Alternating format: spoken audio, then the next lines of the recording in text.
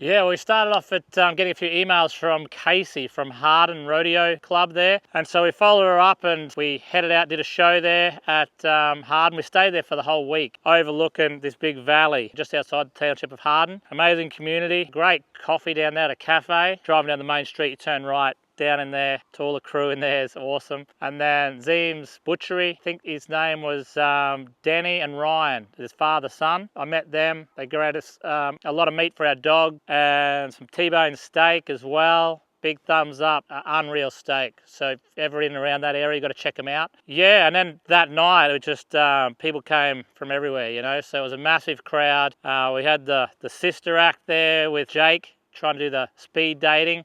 These sisters, I think their names were Alana and Ali. One was 23 and one was about 20. And apparently later I found out they'd come to our shows years ago when they were kids. So they've come through the ranks. We're trying to find a wife for Jake, being quite unsuccessful, but they gave it a red hot go, trying to get him to talk. The big fella is very shy. And the mother was filming the whole thing as well. So that was great. But a massive thanks to the committee there, Casey, Zach, all the crew there that really got it off the ground, and the people, because they really know how to party. Yeah, we'll have to come back sometime and learn how to party like you guys.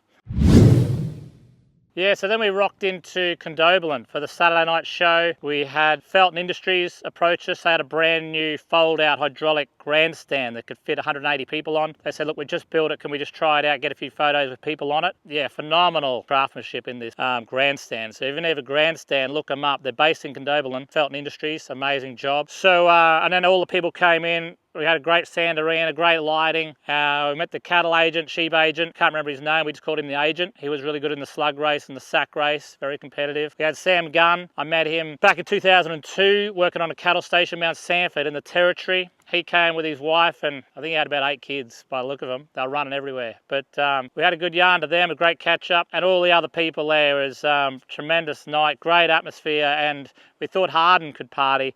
These guys, I think, outdid them, okay? And so some people are coming from 5 hours away to the shows, which was very humbling. So we've got to try to, you know, make sure we put on a good show for all these people that travel these distances. So a massive thanks for everyone that travelled, came out, supported us. Yeah, it was actually a really good night. I think you were late bookers. I think we had about 100 tickets sold on Saturday morning. We'll freak it out a little bit, but then you came through with the goods and I don't know, there's 600-700 people there. So thanks so much for all the support. Really appreciate it. And yeah, we'll see you next time.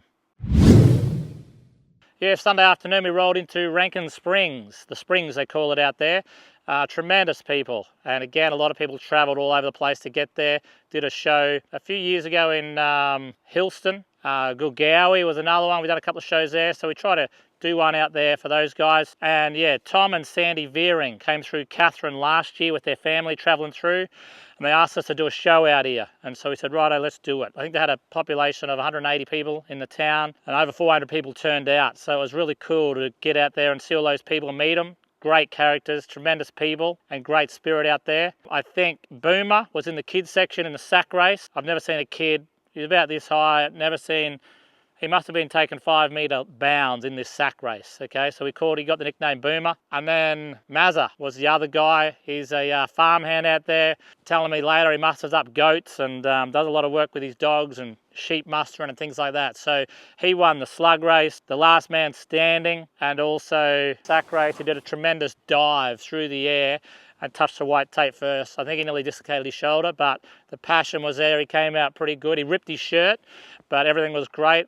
And again, a lot of people got into it. The spirit was out there, alive and thriving. So massive thanks to all the committee, the Pony Club for having us, and you guys for turning out, because for us it's very special when we see you guys connecting and having fun as well. So thanks so much for coming out and have a tremendous year. We'll catch you around.